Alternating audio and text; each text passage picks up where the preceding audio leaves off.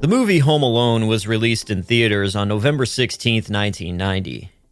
Its original budget was around $14 million, but after everything was said and done, the budget grew to $18 million. At the time, it was still a very low budget for a movie. On its first weekend at the box office, it pulled in over $17 million, almost getting back all the money that it took to make the movie. Home Alone was written by John Hughes, and it was directed by Chris Columbus. John Hughes was born on February 18, 1950. In 1963, he and his family moved to Northbrook, Illinois, a suburb of Chicago, Illinois. While attending middle school and high school in Northbrook, he soaked up his experiences, as they would be his inspiration for the movies he would later on produce and write for. After high school, he then attended the University of Arizona, but soon then dropped out. And then John Hughes started selling jokes to comedians such as Rodney Dangerfield and Joan Rivers. Throughout the 1970s, John Hughes found work writing advertisements. It was around this time when he found his way to writing for a comedy magazine called National Lampoon. A family road trip that he took as a kid inspired him to write a story, which would wind up being the film National Lampoon's Vacation. John Hughes had a talent for writing. He wrote so quickly and so fast that it was hard for National Lampoon's magazine to keep up with him. Hughes would then go on to write screenplays for the National Lampoon's movies. His first movie was National Lampoon's Class Reunion. As Class Reunion was seen as kind of a flop, his next one, though, was a huge success, which he wrote the screenplay for National Lampoon's Vacation. And throughout the rest of the 1980s, Hughes made other movies, such as Pretty in Pink, The Breakfast Club, Weird Science, Ferris Bueller's Day Off, Some Kind of Wonderful, Planes, Trains, and Automobiles, Uncle Buck, and closing the decade up with 1989's National Lampoon's Christmas Vacation. With such a huge catalog of successful movies under his belt, John Hughes still kept writing and moving forward. With this fast writing style, John Hughes was always thinking of the next 2 or 3 or several more stories that he had in his head. At one point during the holidays, he was planning on traveling to Europe. As he was dealing with the anxiety and preparation for such a trip, he started making a list of things to not forget. And then it hit him. Well, I better not forget my kids. And then his next thought was, what if I left my 10-year-old son at home? What would he do? This gave him an idea, and then he sat down and wrote out 8 pages of notes. After the trip from Europe and being back home, he then returned to the idea, and he spent the next 9 days writing out the entire first draft for a movie he called Home Alone. It's even said that John Hughes wrote the last 44 pages of the first draft for Home Alone in 8 hours, which is a crazy fast rate.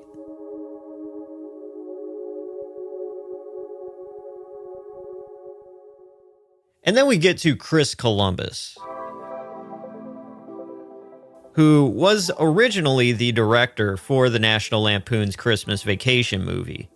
But while working on the film, Chris and the film star, Chevy Chase, were butting heads a lot. It got to the point where Chris Columbus asked John Hughes if he could have his permission to just leave the movie altogether and not be a part of the project. So 2 weeks after Chris bailed on Christmas Vacation, John Hughes sent him 2 movie scripts that he had wrote. One script was titled Reach the Rock, and the other script was titled Home Alone. Columbus read the script for Home Alone and was hooked and on board right away. The movie was made not for just kids, but for adults as well, as most Christmas movies made for kids seem to be cheapened down in a way, but this movie had a little of everything for everybody. So let's take a look at Kate McAllister. And Catherine O'Hara wound up getting this role. Chris Columbus really loved her on Second City TV. She was like a improv comedy actress. Yeah, she wound up getting the role, but there were plenty of other actresses that were thought about to fill the role. It's a long list, so just bear with me on this. All right, so potential actresses who could have played Kevin's mom were Sigourney Weaver, Glenn Close, Diane Keaton, Holly Hunter, Jodie Foster, Gina Davis, Jamie Lee Curtis, Stockard Channing, Marilu Henner, Carrie Fisher, Kelly McGillis, Linda Hamilton, Helen Hunt, Laura Dern, Angelica Houston, Sharon Stone, Michelle Pfeiffer, Bette Midler, Jessica Kang, Daryl Hannah, Deborah Winger, and Annie Potts. And Annie Potts played Janine in Ghostbusters. I know that name and a few others, but Annie Potts is definitely a babe. And then we needed somebody to play Peter McAllister, Kevin's dad. And that role went to John Hurd. And Chris Columbus just really liked him from seeing him in a movie called Cutter and Bone, or sometimes it's called Cutter's Way. Now, this is crazy, looking at the actors that could have played Peter McAllister. Let's get into this. So we have Sylvester Stallone, Michael Douglas, Kevin Costner, Martin Sheen, Dan Aykroyd, Charles Grodin, John Travolta, Tim Skerritt, Bill Murray, James Belushi, Chevy Chase, Harrison Ford, Tom Hanks, Sean Penn, Mel Gibson, Christopher Lloyd, Rick Moranis, Dennis Quaid, and Jack Nicholson. All these potential people were just like, it was a huge net of anybody and everybody. And I don't know like how far along the casting or the ideas were to have these certain people, but at some point they were considered for the roles. Don't know how far along each of them went into actually getting the role, but that's what we got. And then we have Harry Lime, who is one of two of the Wet Bandits, the robbers in the film. And this role wound up going to Joe Pesci. And he had just got done off of the movie Goodfellas. And he was chosen mostly because he was just a really great improv actor. And he was able to spontaneously work and act and throw his own kind of twist into some of the scenes. And much like Kate McAllister, there was a huge list of potential actors that were going to play Harry Lime, and now we'll get into that. So we had Bob Hoskins, Christopher Lloyd, John Lovitz, Dudley Moore, Phil Collins, Jack Nicholson, Alan Rickman, Kevin Pollak, John Goodman, Michael Bain, James Caan, Kevin Kline, Tommy Lee Jones, Ray Romano, John Stamos, Brad Garrett, Gene Hackman, and Kurt Russell. And of course, since these robbers were going to be thrown downstairs and so on, they needed stunt doubles. And the stunt man for Joe Pesci was Troy Brown. Okay, now comes the time where we need the second Wet Bandit. Someone to play Marv Merchants. And Daniel Stern, who actually wound up getting the role as Marv Merchants, was the first one that people thought of, and he was the first one to audition and all that. That was like the guy they wanted at the very beginning. But the studios at the time, they weren't going to pay him after a certain amount of time. Like he'd only work like a certain amount of weeks or something, and then they said after that, we're not going to pay him anymore. So that wound up having Daniel Stern being cut from the role for a second before they really got into filming anything. And they started doing screen tests with this other guy. And the other guy just really didn't have a good chemistry with Joe Pesci. After like 2 days or a day, they went to this new guy they hired and said, sorry, it's just, we can't do it. And the producers of Home Alone went to the studio and said, hey, look, we need Daniel Stern. There's no other guy. Look at the screen test from this other guy. It just didn't work. And after the studio saw it and was like, okay, fine, we'll shell out more money to pay Daniel Stern to, fulfill the role that, make sure it's all good and Marv is top notch as a character. And before we get to Macaulay Culkin, that'll be the last one we'll save. We'll run through the rest of these somewhat side characters. So we had Old Man Marley, who was played by Roberts Blossom. And then we have Kevin's younger brother, who is actually played by Macaulay Culkin's younger brother, Kieran Culkin. And he plays as Fuller. That's his name. Fuller McAllister, I guess. And then we have Gus Polinski, who is a polka player that winds up helping later on in the film. John Candy played that role. And then we have Buzz, Kevin's older brother, played by Devin Ratray. And then we had Uncle Frank, who was played by Jerry Bauman. Initially, they wanted Kelsey Grammer to play the role of Uncle Frank, but it got turned down. Now, here's a crazy story, and I wish it would have happened, but sadly it didn't. But the Santa that Kevin visits later on in the movie, and he asks for his family back, was played by an actor, Ken Hudson Campbell. Now, funny story is that Chris Farley from Saturday Night Live, Tommy Boy, Black Sheep, all that, Chris Farley auditioned for the Santa role, and he got passed up. Now, why Chris Farley got passed up was, this was before he really got big and famous and on Saturday Night Live and all that. And at this time, he was in Chicago, and he was working at the Second City Club in Chicago doing comedy. And the story goes is that he was up all night, and that morning he had to be there for auditions. Came into the audition, left the audition very quickly, and that was that. Nothing came of it, obviously, but man, that would have been great if he did become Santa Claus. But nevertheless, yes, Ken Hudson Campbell became Santa. And then we have a lot of other minor roles or whatever, but let's just get to Macaulay Culkin now. So, for Macaulay's role in Uncle Buck in 1989, John Hughes kind of wrote the role of Kevin McAllister for Macaulay Culkin, because he did such a great job in Uncle Buck. Like, that's just who he had in mind at the time. So Macaulay, short for Mac, he auditioned for the role, and Chris was like, yeah, he's really good, but let's give other kids a chance, you know? Let's see what else is out there. So Chris Columbus, he was really trying to see if there was something else out there. He auditioned, I think, over 200 kids or more, something crazy. And he wound up just going back to Macaulay Culkin because Macaulay just had this like raw talent, just this no other kid that was auditioned had. So Macaulay wound up getting the job.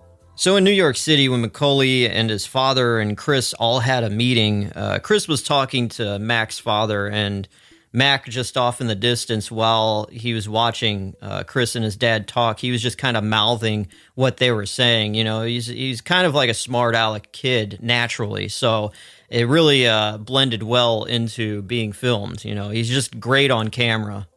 So Mac at this time playing the role of Kevin was 9 years old. So with filming and child labor laws, there was a huge list of things that they couldn't do as opposed to if he was an adult.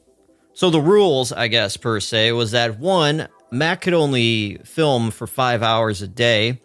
2, he couldn't film after 10 p.m.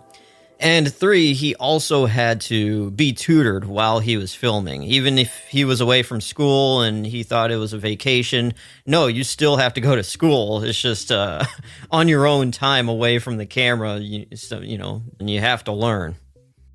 Now, the composer who scored the soundtrack for Home Alone was John Williams. And if you don't know who John Williams is in the music world or the film world, really he's almost a legend. So just to give you a rundown of some of the movies he has done: Star Wars, The Empire Strikes Back, Jurassic Park, E.T., Jaws, Harry Potter, Sorcerer's Stone, Schindler's List, Raiders of the Lost Ark, Indiana Jones. You know, just think of like any big blockbuster legendary movie at the time, and at least, 3 or 4 of them John Williams scored.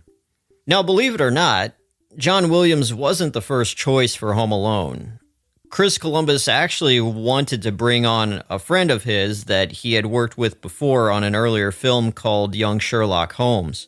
His name was Bruce Broughton, and Bruce was hired to score Home Alone, but he was busy working on the animated film Rescuers Down Under. So with Bruce Broughton saying no to the idea, and the movie being halfway shot already, they were scrambling, trying to figure out who they could have to compose the score for the movie. So they sent it to John Williams, and he loved it, and he was happy to work on it.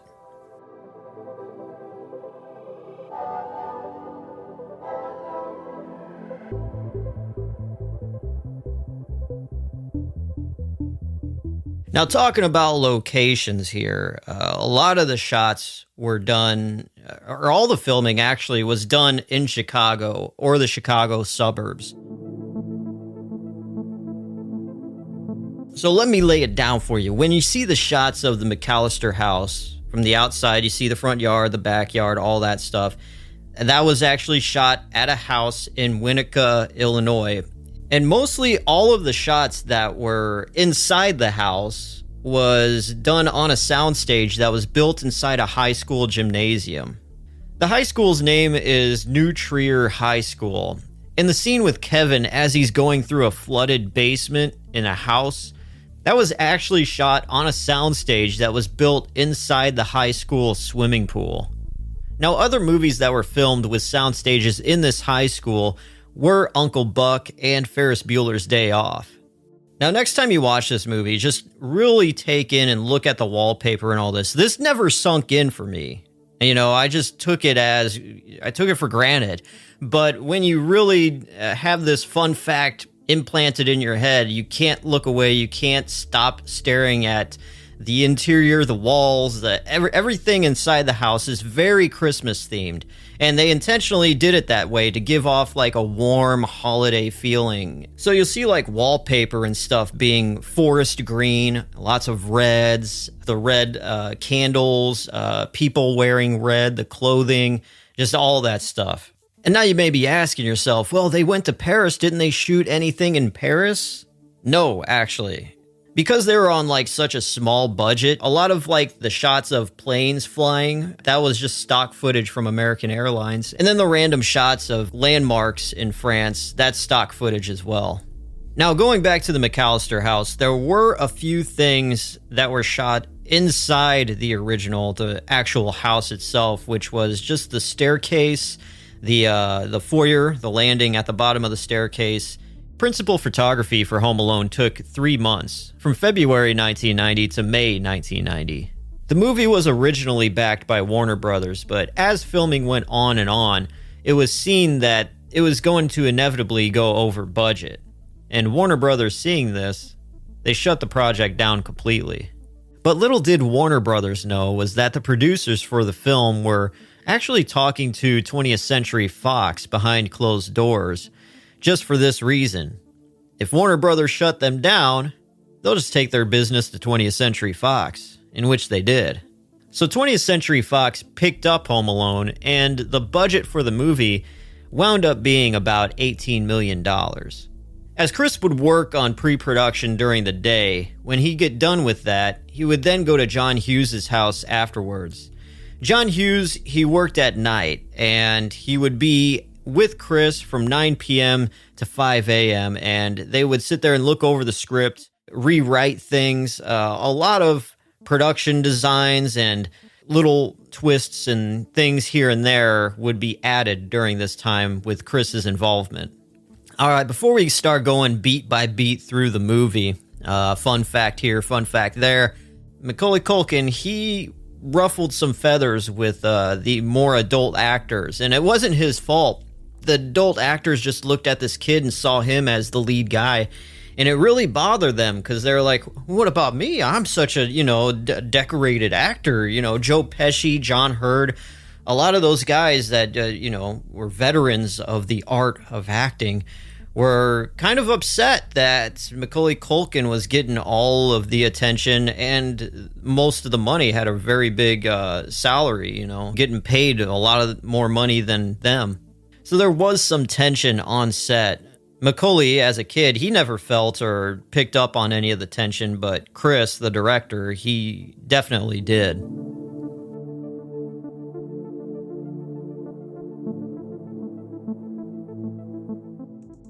All right, so next what we're gonna do is go through the movie, put some place markers down, and tell you at this scene this happened, or behind the scenes this happened, and we're gonna go from there. So let's get into it.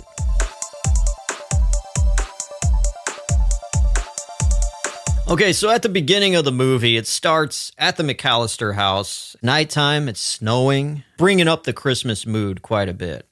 All right, so as we see, the little Nero guy is driving up, the pizza dude, and we see the snow all over the ground.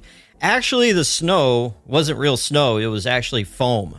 And there was a lot of foam from how Mac remembers back in the day. And then we get into the kitchen scene where everybody's eating pizza. This scene was rehearsed on a Saturday, and there was many different parts and angles and shots to this scene. The shots with Kevin, Chris intentionally kept him on the other side and everybody else kind of in another area. So like shots with the majority of the family were done at different times compared to with Kevin because due to child labor laws, yeah, that's just how it had to work.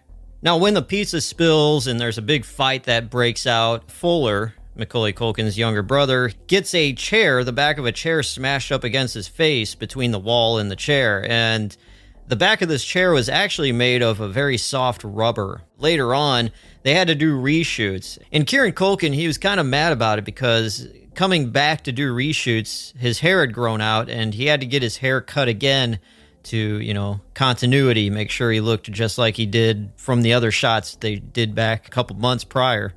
So Kevin, the person who started this fight in the first place, he gets sent to the attic to sleep for the night.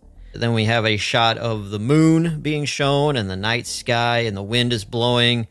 These shots of like just the dark neighborhood, it was inspired by the movie Great Expectations by David Lane. The shot of the branch falling onto the power lines and ultimately cutting power to all the houses in the neighborhood.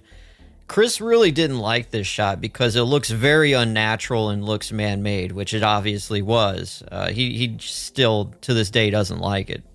So now we cut to the morning. Power is out, and the airport express driver with the two vans up front is there, and he's knocking on the front door. And this person knocking on the front door, this driver, is actually Chris's personal driver to and from shoots for Home Alone. His name is Pete, and he actually drove for Chris during Home Alone 2 as well. This is when the McAllisters wake up and they realize, oh no, they're rushing to get on the plane.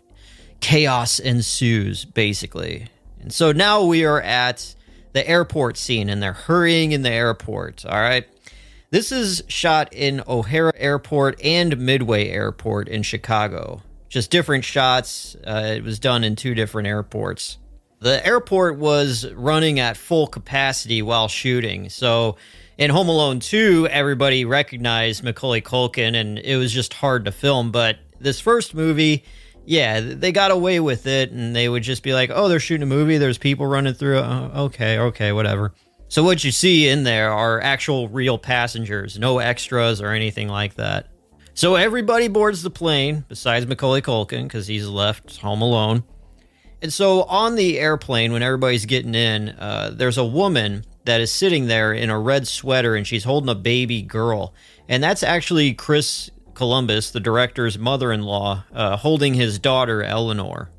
And as this scene progresses, we see the stewardess, and she's got red hair, and she's grabbing all the coats from the McAllister family. That's Chris's wife, Monica. And then we go back to the McAllister house. Kevin wakes up, he goes down the stairs, and he's looking around, doesn't know where anybody is, and as he walks downstairs, he itches his butt. And that was actually written in the script, Kevin itching his butt. It's just that detailed. So Kevin, now wondering where his entire family is, he searches through the house, and he walks down to the basement, and he sees this furnace, and the furnace kind of has a life of its own. And originally, Chris wanted to have a much bigger role for this furnace. He wanted to have a computer-generated thing where the furnace grew legs and would chase after him and all that kind of stuff. It was crazy. Like, the whole house would come to life.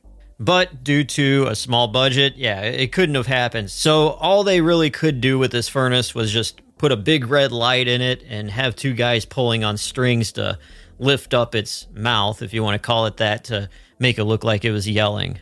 So after all this, Kevin rushes back upstairs and he sits down at the kitchen at the counter, and he's just thinking, oh man, I disappeared my family. It was my fault. I made my family disappear, is what he says. And as he has family, their faces faded side by side to him as they say things to him, That special effect, showing their faces while Kevin's thinking about them, was done by Kevin O'Dean.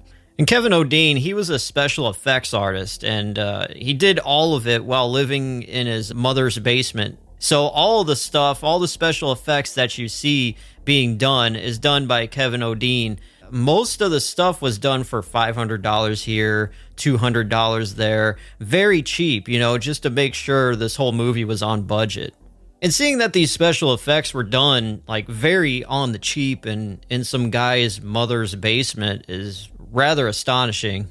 So now Kevin realizes, yeah, it's time to have fun since no one's in the house. He's running around, he's jumping on the bed, eating popcorn. And during the scene when he's jumping on the bed, eating popcorn, there were people laying beside the bed. They're not in the shot. And by the end of shooting this scene, they'd be covered in popcorn. And then we get to Buzz's room, and Kevin's going through Buzz's secret stash, that big chest right at the foot of his bed. And he's looking through it, and the script called for Kevin to come across Buzz's girlfriend, a picture of her. They didn't want to hurt the feelings of taking a photo of a really ugly girl, and that would just be horrible for the rest of her life. That's what she would be known for in the movie. So what they wound up doing was taking someone's son and making him look like a girl, dressing him up to make him look like a girl. So there really wasn't any hard feelings, and it's intentionally to look ugly as opposed to using someone that was, I guess, a real girl at least. And the son who dresses up as Buzz's girlfriend was the son of the art director for Home Alone. And now we're at the part where Kevin is eating ice cream. He's sitting in a recliner and he's watching a movie called Angels with Filthy Souls. So, fun fact, this movie doesn't exist. It only exists in the universe of Home Alone. So this movie that Kevin watches, this old black and white movie, was made to look like an old 1930s, 1940s gangster movie. And it was shot like basically just in this one room. So with simply two actors from Chicago and a couple of set lights and a cardboard pretty much, set, they wound up making this fake film, Angels with Filthy Souls, and it's an instant classic in my book, I must say. So now Kevin, he watches this movie, it scares him. After the guy in the movie shoots up the other guy, he yells, "Mom," and then we get back into the plane with Kevin's parents, and Kevin's mom is realizing that he's not on the plane. And John Hurd, playing Peter McAllister, he's reading a book called Nobody's Angel. And he was reading this book offset as well. And he just wanted this book in the movie because that's what he was reading at the time. That's just what he wanted. You think maybe there'd be some kind of clearance, some kind of licensing problem, but it was kind of shrugged off and nobody really cared. But yeah, so that was a book he was reading offset. A really tiny, tiny fun fact. Okay, so now we get into the scene where Kevin slides down the staircase and out the house on this sled. A stuntman in his 30s, a really small guy, tiny guy, his name was Larry the Stuntman, and he was a stuntman for all of Kevin's stunts in the movie. And so during these action shots of seeing Kevin go down the stairs on this sled, that was actually Larry the Stuntman. And if you're wondering where this sled is at now, just by the off chance, Chris Columbus actually still has it, and the sled is signed by all the cast and crew from Home Alone. So finally realizing that Kevin isn't on the plane, they touch down in Paris, quote unquote, and they are running through the airport. And this shot of them running through the quote unquote Paris airport, it was actually shot in one of the two airports in Chicago, Midway or O'Hare. So now Kate McAllister, she calls Chicago police, and then we get to this police scene. And inside, seeing the scene of the police station, this whole set was built in the gymnasium of that high school. And so in this scene, there's a cop, and he's talking to Kate McAllister, and a piece of donut that he's eating falls onto the phone's talking receiver. And this was a pain for people shooting because they wanted to make sure that For continuity purposes, that first shot, the donut fell. So they're waiting for this donut to finally fall off. And when it did, they're just like, oh, yes, finally. And so from this phone call, they send a cop out to the McAllister house for a checkup. So the cop that is banging on the McAllister house, Kevin doesn't answer. And fun fact is that this cop is played by Chris's father-in-law. Then there's a scene now where Kate McAllister, she's talking to the lady in Paris, and the lady at the counter obviously isn't French, but she did her best to sound like she was French, trying to speak in English, and it's rather convincing. Next, we get to the scene where Kevin is getting ready in front of the mirror. The shot when Kevin puts on the aftershave and he slaps his hands on his cheeks and screams, Joe Roth from Fox, he saw that and he said, that's going to be the poster for the movie. That right there, that shot with Kevin screaming with his hands on his cheeks, that's it. Next, we get to the scene where Kevin climbs Buzz's shelves to get money at the very, very top shelf. It's in this tin. And as he's climbing, there are shots where it doesn't show Macaulay Culkin's face. And those shots were done by Larry the Stuntman.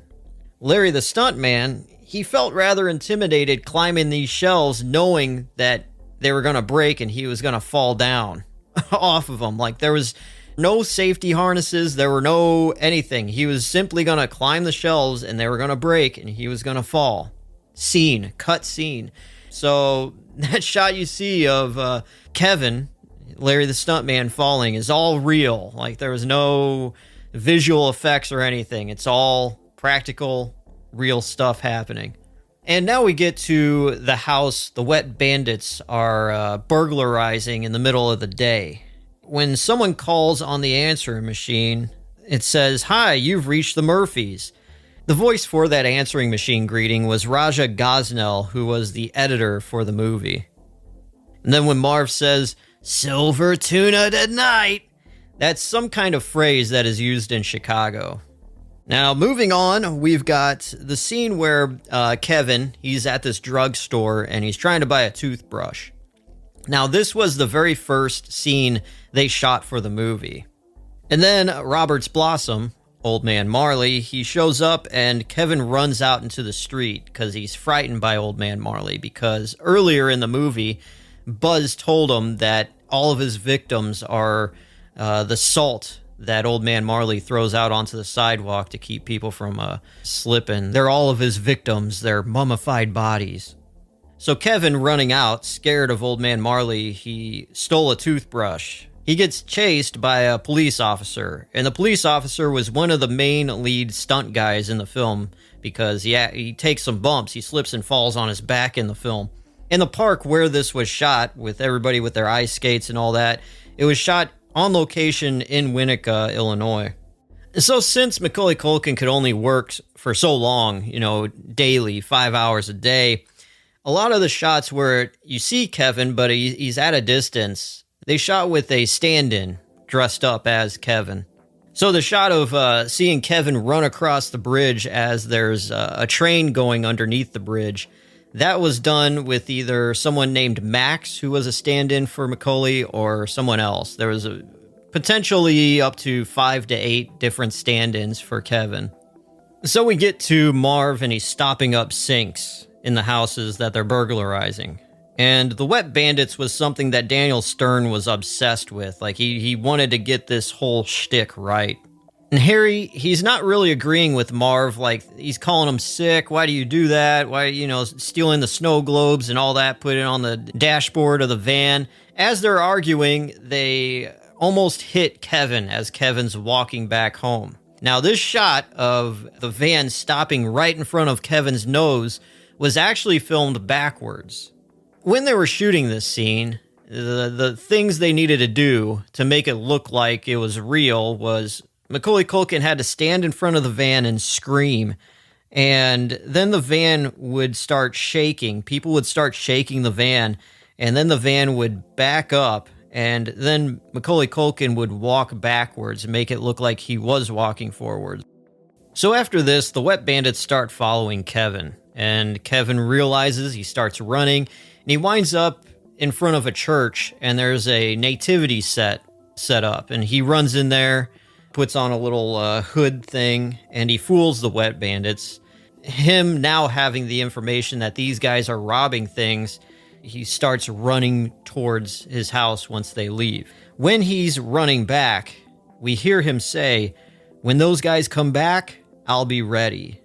This line wasn't originally in the movie, but it was recommended to Chris to put it in there to make it make more sense as you would see the next scene. So the next scene is the McAllister house. It's all lit up, and there's a cardboard cutout of Michael Jordan on a train, a little model train that's going around the tracks, just to make the house look like it's very, active, and there's a lot of people in it. There's music playing. Kevin is pulling on all these strings, kind of like doing a marionette type thing for everything to happen, make everything move. There was an alternate take to this where originally Kevin was playing piano instead of dancing and pulling strings. He actually took piano lessons for this scene, but while filming it, everyone realized it just wasn't working, so they had to come up with something different. So as you see Kevin dancing in the scene, he has this thing around his neck, and it's called a laugh box. It was very popular back then, where it had a bunch of buttons, and each button had a different laugh. That's basically all it was. So the next shot after this, it shows Paris, the traffic at nighttime, showing the landmark there, the arch or whatever it is, and that's all stock footage, like I said before. The hotel that the McAllister family's in, was shot all in Chicago. And before this movie came out and they were screening the film, there was a lot more dialogue with the McAllister family just talking about Kevin. There was a lot to that in the beginning. But through screening, people watching it, they really didn't like that much of the dialogue, and they wanted to see more of Kevin. So a lot of the interaction of the McAllister family in this hotel got trimmed down quite a bit. So there's a lot of deleted scenes with McAllister family dialogue. All right, so now we're at the Little Nero pizza delivery guy scene when he's at the house for Kevin only. For a lovely cheese pizza just for him. And Kevin inside, he's playing the movie to talk to the delivery driver because, I don't know, I guess he feels like as a kid, he can't talk to the delivery guy. He expects a grown-up to talk to him. So the scene of Kevin talking in the kitchen without seeing the pizza delivery guy, that was all done on a soundstage in the morning. No pizza delivery guy existed. Now, the shots with the pizza delivery guy was actually filmed at the real McAllister house in Winnetka at night. Now we cut to the scene with Kate McAllister, and she's at the airport, and she's bargaining with this older couple. This older couple were two actors that John Hughes knew, and he worked with before, so they were just an easy casting. Fast forward a little bit, now Kevin's watching Johnny Carson laying in his parents' bed. And then the next morning, he's getting ready. He's in front of the mirror, and he's singing a song while he's getting ready because he's going grocery shopping now. So while he's out grocery shopping, there's a lady at the checkout counter that's asking him all kinds of questions. And the lady at the checkout was told to ask a few questions. Like, she had like scripted questions, and then after that, just start asking whatever came to her mind. And when it came time to Kevin saying, "'Cause you're a stranger," that was actually something Macaulay Culkin ad-libbed. After grocery shopping, Kevin, he is walking home with his bags of groceries. In each hand, there's a bag in each hand, and there were strings actually inside of these bags that he would pull at a certain time for these bags to explode and all the groceries to fall onto the ground. And I've repeatedly watched this scene over and over, backing it up, and you could tell, you're like, oh yeah, he does it very, very slyly, but you could tell there is a string in that bag that he pulls if you watch very carefully. So now Kevin, he does laundry, and he tells the furnace to shut up. He's getting over his fear of the furnace. And now Marv and Harry, they're the wet bandits, they're getting kind of curious. They're like, okay, it's quiet in the morning, but last night it was just crazy. All kinds of things happening. What's going on here? So Marv gets out of the van, and he's walking through the backyard of the McAllister house, and he gets to the back door, and Kevin realizes this. So Kevin starts lighting firecrackers inside of a pan right by the door while he's playing Angels with Filthy Souls. And so Marv is hearing these two guys arguing from the movie, and the firecrackers go off. So Marv is like scared crazily, and he runs back into the van and tells Harry, there was a guy that got lit up in there, blah, blah, blah. So during this scene, Kevin, he lights the firecrackers and runs into a corner, holds his ears, and he laughs. And then he says, "Keep the change, you filthy animal." The laughing that Kevin does was improv by Mac. It wasn't in the script. All he was told to say was to say, "Keep the change, you filthy animal." So he did that on his own, the crazy laughing. Now we cut back to the airport, and we're in Scranton, Ohio, with Kevin's mom, and this is where John Candy appears. And Chris said that John Candy was one of the sweetest and nicest guys he's ever met. All the shots with John Candy was done in one day, and he improvised all of his lines. He basically had free reign to say whatever he wanted to say. During just this one day of shooting, they started at 7 in the morning, and then they ended at 6 a.m. the next day. To do the simple basic math, this wound up being a 23-hour workday. So when John Candy's character, Gus, meets Kate McAllister in this airport, he points over to a guy and he says, "See the guy in the yellow jacket?" Well, the guy in the yellow jacket was actually John Hughes' real-life driver. But anyways, Gus gives Kate McAllister a ride to head back to Chicago.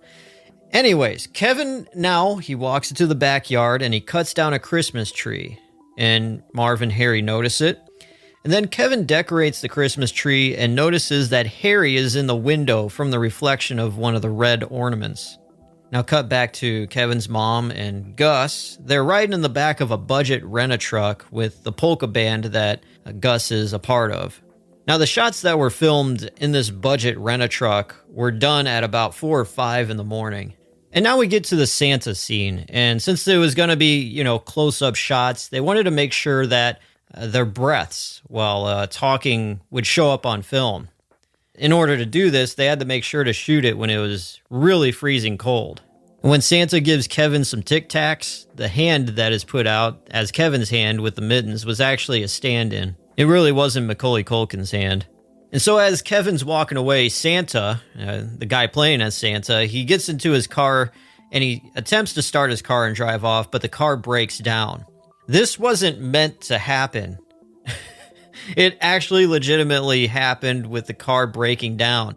The guy playing as Santa, he played along with it, and said, "Son of a," and hit the thing. And now Macaulay walking, he did hear the crew laughing as they saw this car break down, but he just kept walking, and they were just so glad that he kept walking so it didn't break up the scene or anything.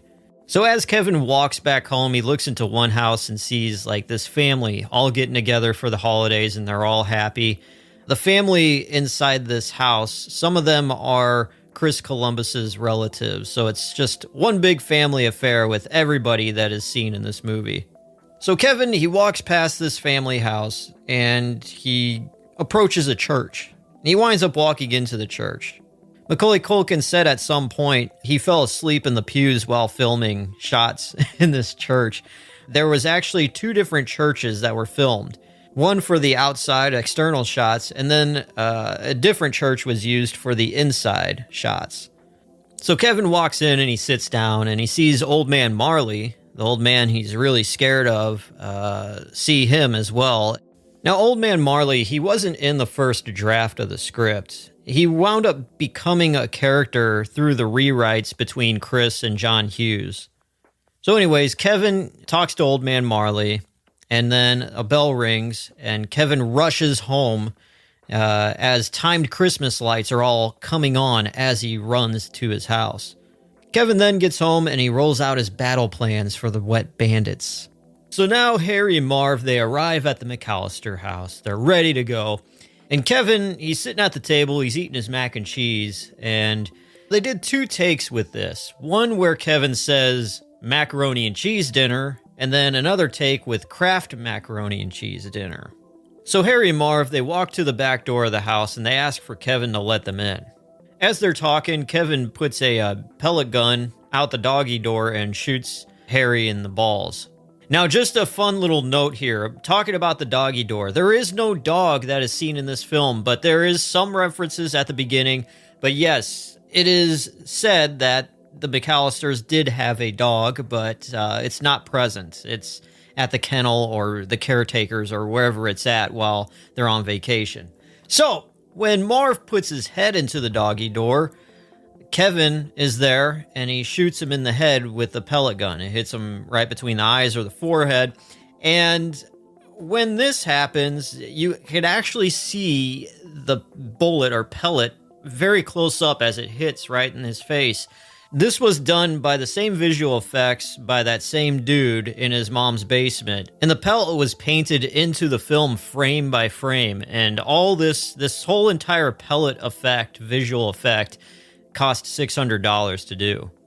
Now Harry, he makes his way to the front steps. He goes up and he slips and he falls backward, does kind of like a backflip fall. And this was known as the Home Alone fall in stuntman world. And when the stuntman for Harry did this, this was all done on real steps. There was no padding, no nothing. They just asked him after the scene and they're like, "Are you okay?" And he got up. He's like, "Yeah, I'm fine." But yeah, the stunt guys in this film took a beating. So with Marv, he heads towards the basement stairs in the back and he slips and falls all the way down the stairs. So then Marv gets up and he starts to tear apart the door with the crowbar trying to get in. And he slips and falls, and Chris made sure to get the best shot of the crowbar that's just hanging on that windowsill and then falling.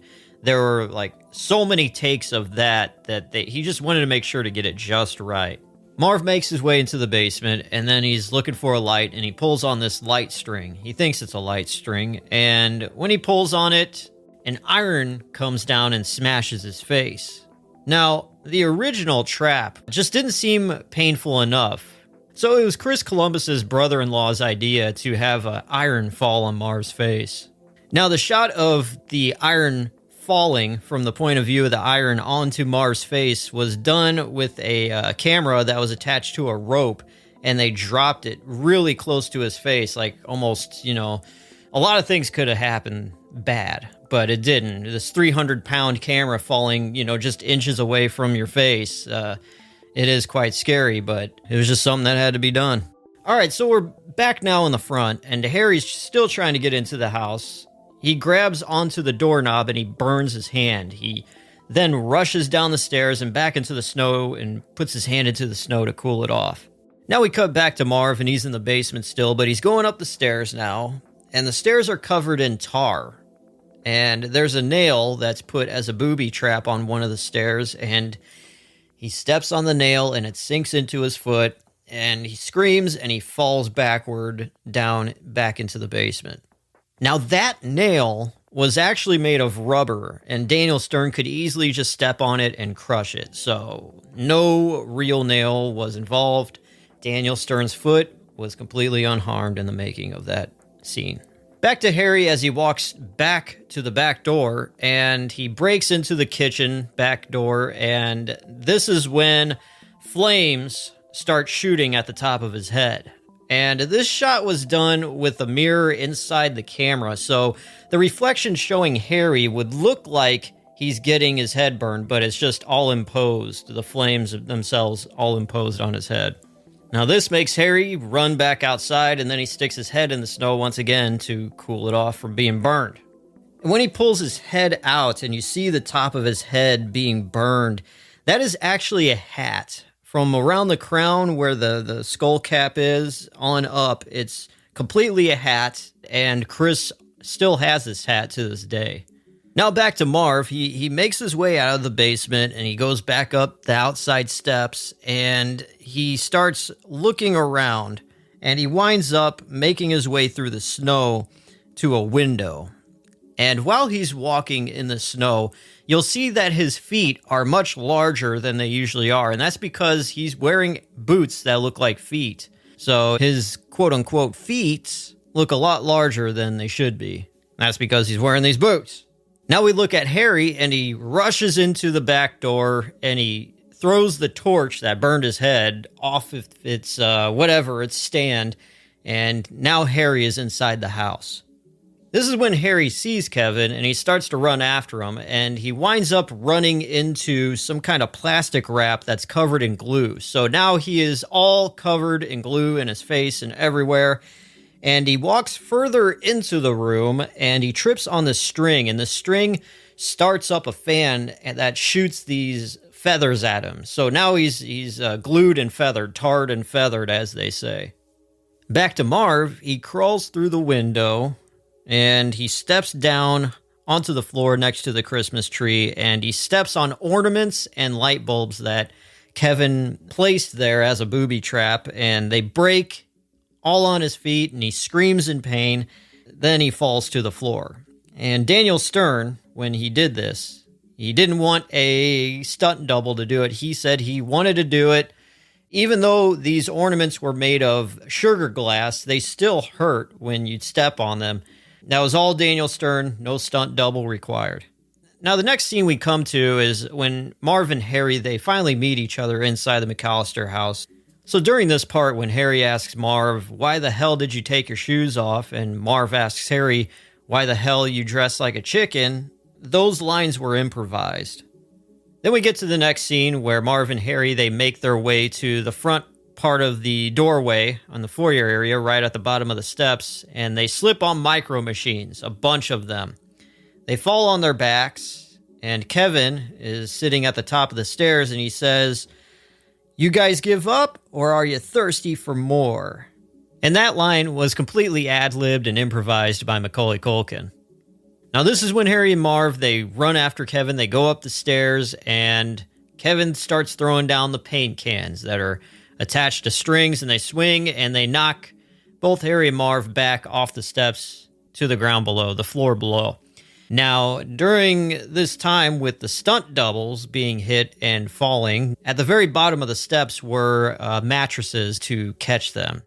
So the boys get back up, and then they start chasing after Kevin. They go back up the stairs, and Kevin runs to the attic area, and he starts going up the steps to the attic. And as Harry and Marv follow, Harry trips and falls over a wire that Kevin put out as a trap.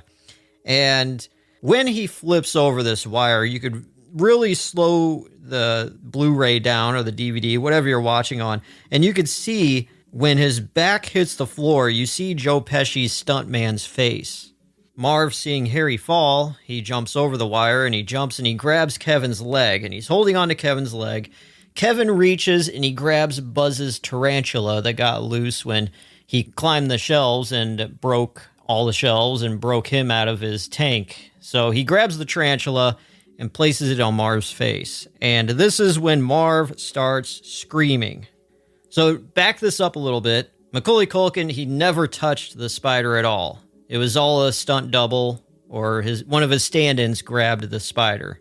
And originally, they were going to use a mechanical spider, like a fake spider that would look like it's real, moving and all that, but it just didn't work out. It didn't look real enough. So it got to a point where Daniel Stern was just like, you know what? Put the spider on my face. Let's just do the scene right. So while Daniel was down to have the spider put on his face, his screams during the film, he actually mimed while they were shooting the scene. He opened his mouth to make it look like he was screaming. He didn't want to actually scream because that would startle the spider and he'd potentially get stung or bit or whatever. So yeah, all of Daniel Stern's screaming with the spider on his face was all recorded in post-production and put into the film. So after this, the spider falls onto Harry's chest, and Marv hits Harry, missing the spider, and then, yeah, Kevin gets away. Kevin reaches the attic window, and he grabs onto these the bicycle handlebars that is made into a zip line, and he zip lines from the attic window into the tree house in the backyard. And it is very apparent when you watch this scene of Kevin zip lining that it looks nothing like Macaulay Culkin, and it's Larry the Stuntman. So if you do want to know what Larry the Stuntman looks like, you could definitely see in this scene right here. Harry and Marv then come to the window, wondering where Kevin went, And then Marv says maybe he committed suicide, which was completely ad-libbed from Daniel Stern. It wasn't written in the script. Harry and Marv then decide to go hand in hand over the rope to try to climb their way over to the treehouse. And then they realize at the far end, Kevin is there with some clippers and he's about to cut the rope. And they start heading back towards the attic window. Kevin cuts the rope, and then Harry and Marv swing into a brick wall, and they fall backwards onto the snow. Kevin then runs to the neighbor's house, the Murphys, and Harry and Marv start following him. Kevin opens up the cellar door, which this shot by itself was done on the very, very last day of principal photography, filming, and then he gets into the basement, crawls through the water, and goes up the stairs. And like I said before, this flooded basement area was a soundstage built inside the swimming pool of this abandoned high school. Kevin makes his way to the top of the kitchen of this house, and at the very top, he meets Harry and Marv, and they grab him, and Kevin is then put on a coat hook, and he's hung by the back of his sweater. Harry then grabs Kevin's fingers, and he talks about how he's going to bite his fingers off, and this is when Old Man Marley comes in and saves the day, knocking the two wet bandits unconscious and onto the floor.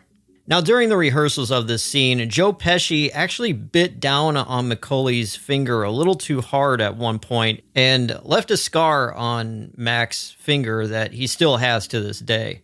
So Old Man Marley hits Marv first, and it knocks him out. And if you look, the stuntman for the Old Man Marley, it's a younger guy dressed up to look like an old man. Harry turns around, Old Man Marley hits him in the face, Harry falls to the floor, yada, yada, yada. Kevin goes back to his house, and the police show up at the Murphys' house. And Kevin looks out the window to see Harry and Marv now getting thrown into the back of a police car and escorted away. Harry, while in the car, looks back at Kevin, who's watching in the house, and Kevin just waves and smiles. Now sitting by the Christmas tree alone, Kevin sets out milk and cookies, and then he just sits down and just stares at the Christmas tree. And then we go back to the scene of John Candy's character in the truck with Kevin's mom. And he's telling Kevin's mom that she isn't a bad parent, a bad mom. And all of this, everything that John Candy says, was all ad-libbed. And this particular scene, this talk, was done at about 5:30 in the morning.